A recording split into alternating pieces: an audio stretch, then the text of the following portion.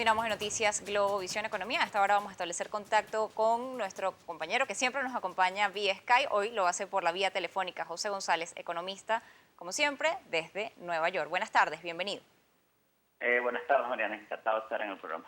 Bueno, varias noticias que han movido el mercado en los últimos días, desde el viernes para acá. Se espera lo que son la definición de las tasas de interés por parte de la Reserva Federal. También está la participación de Barack Obama en lo que será su última cumbre del G20. ¿Qué se puede esperar de todo esto y cómo puede esto afectar los mercados en las próximas semanas?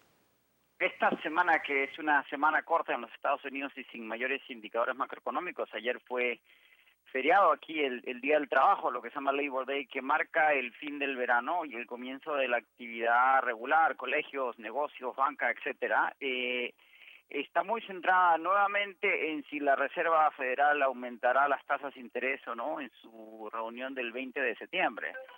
Hace unas semanas, 2 semanas, las posibilidades del mercado creía que las posibilidades de un aumento en las tasas eran de 40%, y hoy día han bajado mucho en virtud de los resultados de empleo del viernes pasado, que fueron 155.000 cuando se esperaban 180.000.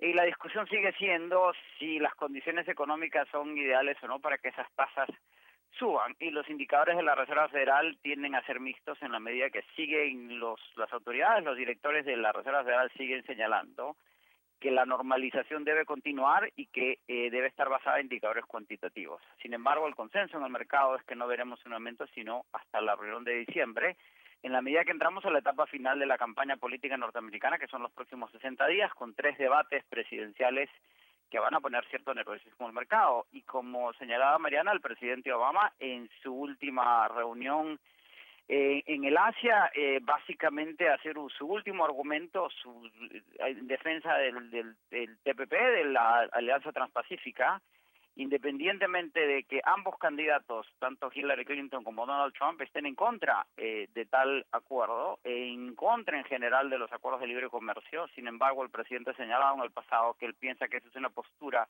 electoral, que una vez definidas las elecciones, la actitud, al menos, de Hillary Clinton debería cambiar al respecto. Ahora, dentro de esta cumbre del G20 también se han dado otros temas, como es el acuerdo entre Rusia y Arabia Saudita para lograr o intentar estabilizar los precios del petróleo. ¿Esto efectivamente puede tener algún efecto positivo? Veíamos que el día de ayer los precios del petróleo subían, pero ya el día de hoy vuelven a caer. Exactamente, cualquier intención de acuerdo, cualquier indicación de intención de acuerdo de parte de los productores tiende a entusiasmar un mercado que no ha visto subir el petróleo francamente en los últimos meses. Y ese anuncio estimuló al mercado, subió 5%, pero prácticamente lo bajó hoy día completamente, en la medida que ambos, Arabia Saudita, perdón, más que Rusia, dijeron hoy día que no había ninguna intención de congelar los precios. Hay también las expectativas que la OPEP llegue a una congelación de precios, pero la OPEP no va a llegar a ningún acuerdo concreto, en la medida que todo indica que Arabia Saudita no va a cambiar su estrategia de participación de mercado, y en la medida que Irán, un nuevo jugador importante en el cartel, en virtud de los acuerdos de distensión con los Estados Unidos, señala que ellos no van a participar de ningún congelamiento hasta que no lleguen a una total producción de 3 millones, cuando hoy día producen por debajo de los 2 millones de barriles diarios. Ahora, esto efectivamente va a afectar a Venezuela, pero además dentro de la cumbre del G20 también está la posibilidad de que el presidente de Argentina, Mauricio Macri, también se una a esta alianza del Transpacífico. ¿Cómo puede afectar esto a la región latinoamericana? En general, la actitud de todos los países de la Alianza Transpacífico, con la excepción de Estados Unidos, de cara a la elección, porque no es Obama el que esté en contra, sino son los candidatos, que afecta a cualquier voto que hubiera en el Congreso al respecto. Todos los otros miembros están empujando mucho y están muy a favor de que se consolide el tratado del acuerdo transpacífico. Y la participación de Argentina no haría más que agregarle valor y generaría lo que algunos geoeconomistas señalan como la unión del eje Atlántico y Pacífico, que es básicamente lo que está intentando los Estados Unidos, yendo de un enfoque en el Atlántico hacia Europa a un enfoque hacia el Pacífico y hacia el Asia, y el vínculo hacia el sur entre Chile y Argentina, entre ese eje Atlántico-Pacífico, necesita de Argentina, o de Brasil en un caso que se proyectara el ASA y el Perú. Noticias positivas al respecto. Ahora, dentro de esta situación, Brasil también enfrenta una caída en lo que es su crecimiento. Se esperaba, había unas expectativas diferentes, sin embargo, la economía no logró despegar entre abril y junio de este año. Esto dentro de todo lo que ha sido la tensión política, ¿cómo está afectando también Brasil a la región, además de México, que recientemente en los últimos informes, que es parte del Centroamérica, sin embargo, señalan que México estaría recibiendo más dinero por remesas que por la producción petrolera y otras actividades? Exactamente, este año es un año de crecimiento casi recesivo, marginalmente recesivo en América Latina la dinámica de poco crecimiento en México, Brasil, Argentina y Venezuela. Sumadas esas cuatro economías tenemos más del 70% de la economía en la región. Y Brasil no termina de recuperarse en virtud del colapso de los precios de las materias primas y los escándalos y los vaivenes políticos en Brasil que han afectado las expectativas y las dinámicas de crecimiento. Sin embargo, se espera que Brasil empiece a recuperarse hacia el próximo año y empiece a crecer ya a niveles un poco más razonables en el año siguiente. Sin embargo, el crecimiento de Brasil no va a pasar del 3% hacia el año 2018. Es una etapa de poco crecimiento, pero de reforma. Si el mercado de renta fija en particular, muy enfocado en las oportunidades que hay en Brasil, a pesar de que hemos visto una ola de bancarrotas importantes, y seguimos viendo investigaciones colindantes a Lavallato, como la de ayer que se intervinieron, se están investigando el uso de dineros de los fondos de pensiones brasileños en maniobras de adquisición de acciones que tienen y dan visos de malos manejos y de corrupción.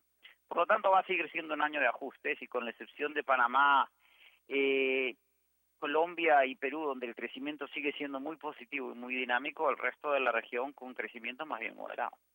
Ahora, efectivamente, el mes de septiembre va a ser un mes negativo para los mercados. Se ha hablado de que podría estar afectado por todas las actividades políticas que están dentro de ella, como usted señala, todo lo que es la campaña en los Estados Unidos, la situación de tensión política y dificultades económicas que vive América Latina, además también la tensión política que se vive en países de Europa como España, que no logra instalar un gobierno. Sí, sin duda. Los riesgos geopolíticos, geoeconómicos, tensiones diversas siguen afectando las dinámicas globales. Sin embargo, los mercados de acciones han permanecido muy estables y los mercados de renta fija, tomando en cuenta todos estos frentes que podrían generar problemas en términos de expectativas. Y eso porque la economía global, a pesar de estos vaivenes, sigue siendo muy estable. Los patrones de crecimiento se han mantenido no muy dinámicos, pero sin visos de recesión, ni siquiera en Europa donde se esperaba. El Brexit no ha tenido un impacto tan dramático como se había preveído en el momento en que se anunciaron los resultados del referéndum en Inglaterra, y eso es en parte por el continuo estímulo monetario a nivel global, el hecho de que la Reserva Federal no aumente las tasas. Y en el caso del mercado de acciones norteamericano, los inversionistas van a estar muy enfocados en las próximas semanas en los resultados corporativos del trimestre anterior para ver, para confirmar o no que hay una reactivación a nivel del sector de negocios o del sector corporativo, especialmente lo que es el consumidor norteamericano, que sigue sin mostrarse activo en las últimas semanas. Eso va a determinar la dirección del mercado. El consenso de los analistas desde Nueva York, sin embargo, es que el mercado norteamericano a nivel del S&P 500 debería cerrar estable o con ganancias marginales o con pérdidas marginales. Por lo tanto, tenemos cierta estabilidad. Y como señalaba, por primera vez en muchísimo tiempo, una campaña política en los Estados Unidos está causando ansiedad entre los operadores del mercado en virtud de que un triunfo en la elección de Trump se ve como la presencia de un gobierno con políticas más o menos impredecibles. Finalmente, el comportamiento de nuestros bonos. Veíamos una recuperación desde el pasado viernes a la fecha. Han tenido una leve recuperación los bonos venezolanos. Sin embargo, sigue la tensión por la posibilidad o no de que Venezuela logre pagar lo que tiene que cancelar este mes de octubre. Sí, en general la deuda venezolana es muy estable, entre otras cosas porque este año que empezó con una actitud muy negativa a los mercados emergentes, ha cambiado fundamentalmente. Hoy día los inversionistas institucionales, los fondos de pensiones, los fondos mutuos, los fondos de cobertura, han adquirido deuda de mercados emergentes con cierta agresividad para compensar los bajos retornos de las deudas de los mercados desarrollados. Y una de las estrellas del mercado distress, el mercado de deuda de baja calificación y altos retornos es Venezuela. Entonces el posicionamiento de los inversionistas en deuda venezolana ha sido creciente, a pesar que en los portafolios es marginal.